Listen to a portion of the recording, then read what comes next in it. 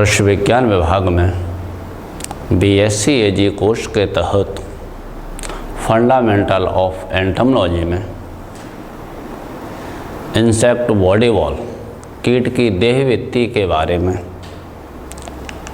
आज हम बताना चाहते हैं, जिसमें कीट की देहवित्ती अक्सर एंटोमोलॉजी पढ़ने में ज़्यादातर ध्यान दिया जाता है ग्रासहॉपर का उपयोग इसलिए अधिक किया जाता है कि भारत ही नहीं विश्व के अक्सर क्षेत्रों में और वर्ष के 12 महीनों में आसानी से देखे और पहचाने जा सकते हैं।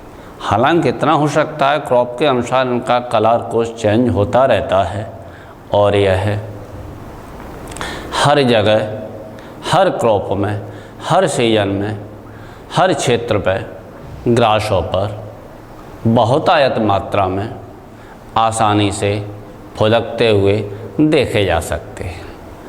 इसके बाद देहवित्ती बॉडी वॉल क्या होती है? कीट के शरीर के बाह्य आवरण को बॉडी वॉल या कीट के शरीर के बाह्य आवरण को बॉडी वॉल या देहवित्ती कहते हैं। यह कठोर कंकाल की बनी होती है, जिसके अंतर्गत कीट के कोमल अंग सुरक्षित रहते हैं, जिससे किसी भी प्रकार के उनको हानि न पहुंचाई जा सके। यह 3 परतों से मिलकर बनी होती है। नंबर 1 क्यूटिकुला, नंबर 2 एपिडर्मस या हाइपोडर्मस, 3rd बेसिमेंट मेम्ब्रेन यानी आधारी झिल्ली। अब नंबर 1 से शुरुआत होती है क्यूटिकुला यह बॉडी वॉल की सबसे बाहरी परत होती है, जो कठोर और कंकाल से बनी रहती है। यह 3 परतों से मिलकर बनी होती है, जो एपिक्यूटिकुला, एक्सोक्यूटिकुला और एंडोक्यूटिकुला। इसको डायग्राम के माध्यम से भी स्पष्ट रूप से बताया गया है।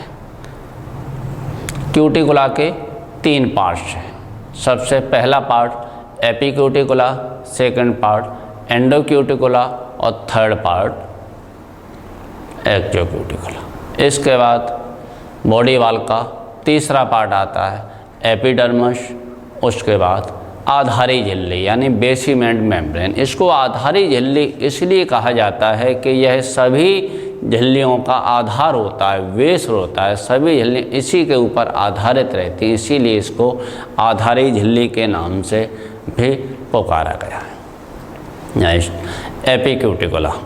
अब क्यूटिकुला के 3 पार्ट्स हमने आपको बताए थे अभी, एपिक्यूटिकुला, एक्सोक्यूटिकुला और एंडोक्यूटिकुला।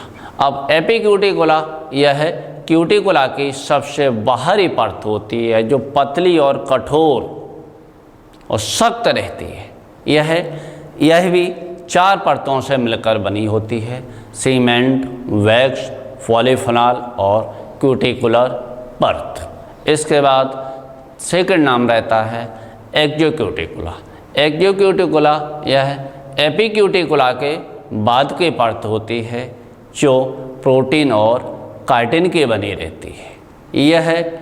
यह एपिक्यूटिकुला से थोड़ा सा कम सख्त और हार्ड होती है। इसके बाद एंडोक्यूटिकुला यह एक्सोक्यूटिकुला के बाद की परत होती है और यह भी एक्सोक्यूटिकुला की तरह प्रोटीन और काइटिन की बनी होती है।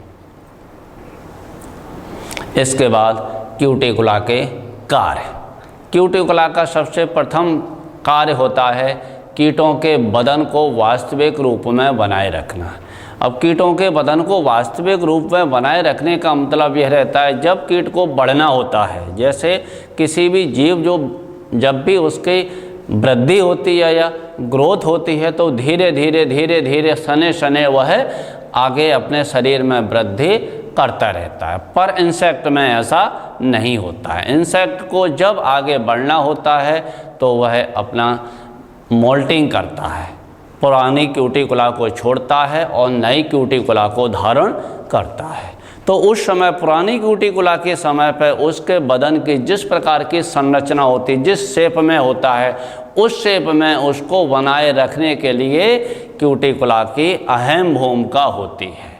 इसके बाद नेक्स्ट आता है शरीर के आंतरिक अंगों की रक्षा करना। शरीर के आंतरिक अंगों की रक्षा करना यानी क्यूटिकुला की, देखो अपन मनुष्य या जीव या पशु और भी बहुत सारे जीव अपने अपने लिए सुरक्षित होने के लिए विभिन्न प्रकार की सुविधाएं उपलब्ध होती हैं। घर, मकान ऐसी विभिन्न प्रकार की सुविधाएं उपलब्ध होती हैं जहाँ पर वो अपने आप को सुरक्षित रख सकते हैं। लेकिन इंसेक्ट के पास में ऐसा कुछ उपलब्ध नहीं होता, तो वो अपने शरीर की क्यूटिकुला को इस प्रकार से परिवर्तित कर लेता है कि बाहरी आघातों से वो अपने आप को सुरक्षित रख सके। जैसे एक एग्जाम्पल के लिए केंचुआ नहीं, केंचुआ नहीं, कछुआ।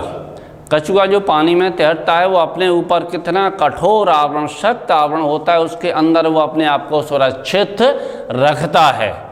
जैसे कोई भी पत्थर फेंके या किसी भी प्रकार का बारिश हो रही हो, ओला गिरे, पानी गिरे, धूप, ताप, गर्मी, सर्दी, प्रत्येक चीज़ से वो अपने आप को सुरक्षित रखता है। वैसे ही इंसेक्ट अपने आप को सुरक्षित रखने के लिए वह अपने आंतरिक अंगों को सुरक्षित बनाए रखने के लिए क्यूटिकुला का उपयोग करते हैं। नेक्स्ट कीटों के शरीर से पानी को न उड़ने देना। हाँ, ये भी बहुत उपयोगी रहता है। जैसे अपने को पानी पीना है तो बहुत सारी सुविधाएं होती हैं, हेडपम्प है, नल है, बाल्टी है, बाटल है, कहीं भी जा रहे हैं, प्यास लग रही तो पानी पी लिया, कुएं हैं, बहुत सारी सुविधाएं रहती हैं। ऐसी सुविधाएं इंसेक्ट के पास में नहीं होती हैं। फिर भी वो भी एक प्रकार का जीव है, जैविक क्रियाओं को चलाने के लिए उसको भी पानी की आवश्यकता रहती है। तो वो अपने क्यूटिकुला में इस प्रकार की संरचना बना लेता है कि उसके शरीर से पानी बाहर उड़ने नहीं पाता है और लंबे समय तक अपने आप को जीवित बनाए रखता है। जैसे बारिश आने के बाद दूसरी बारिश आने तक या कहीं से भी 1 महीना 2 महीने तक वो भी इसके अधिक समय तक भी वो अपने आप को सुरक्षित रखता है। जैसे रेगिस्तान के ऊँट जैसे वहाँ पे पानी ना मिलता है तो वो अपने पीठ की कुबड़ में पानी को सुरक्षित बनाए रखते हैं। जब तक उनको अगला पानी ना मिल जाए पीने के लिए तब तक वो अपनी कुबड़ में पानी को सुरक्षित बनाए रखते हैं और जैविक क्रियाओं के संचालन के लिए वहाँ से पानी का उपयोग होने लगता है। वैसे ही कीट शरीर में अपने में पानी को सुरक्षित बनाए रखता है। वह नेक्स्ट शरीर में विभिन्न अंगों का निर्माण करना। जैसे टेंटोरियम बहुत सारे चीज़ों के रहते हैं, बहुत सारे आघात होते हैं, उनसे सुरक्षा पाने के लिए विभिन्न प्रकार के शरीरों में, इंसेक्ट के शरीरों में विभिन्न प्रकार के अंगों का निर्माण होता है जिससे वो अपने आप को सुरक्षित बनाए रखते हैं। जैसे सीटी होता है, टेंटोरियम होता है और भी विभिन्न प्रकार के अंग रहते हैं। और नेक्स्ट रहता है शरीर को मजबूती प्रदान करना, जिससे कहीं किसी भी प्रकार की कोई समस्या उत्पन्न न हो सके। इसके बाद आता है बॉडी वाल का सेकंड पार्ट। ये था क्यूटिकुला के पार्ट। क्यूटिकुला के 3 पार्ट्स है, एपिक्यूटिकुला, एक्सोक्यूटिकुला और एंडोक्यूटिकुला। एंडोक्यूटिकुला के साथ में क्यूटिकुला के कार्य भी हो गए। इसके क्या क्या मुख्य प्रमुख कार्य हैं वो बता दें। इसके बाद आता है नंबर आता है बॉडी वाल का थर्ड पार्ट सेकंड पार्ट, यानी एपिडर्मिस। एपिडर्मिस यह है बॉडी वाल का तीसरा पार्ट होता है। यह बॉडी वाल का तीसरा पार्ट होता है। इसका भी मुख्य रूप से एपिडर्मिस के रूप में ग्रंथियों का रूप ले लेना। जैसे विभिन्न प्रकार की ग्रंथियों का निर्माण करना या विभिन्न प्रकार की ग्रंथियों को विकसित करना। इसके लिए जैसे लार ग्रंथियाँ रहती हैं, विष ग्रंथियाँ होती हैं, मोम ग्रंथियाँ हैं, लुआब ग्रंथियाँ हैं, उत्सर्जन ग्रंथियाँ हैं और प्रतिकर्षण ग्रंथियाँ। इसके बाद विमोचन ग्रंथियाँ और इत्र ग्रंथियाँ और रेशम ग्रंथियाँ और लाग ग्रंथियाँ। ऐसे इसके अलावा भी बहुत सारी ग्रंथियाँ रहती हैं जो जो उसमें विकसित होती हैं।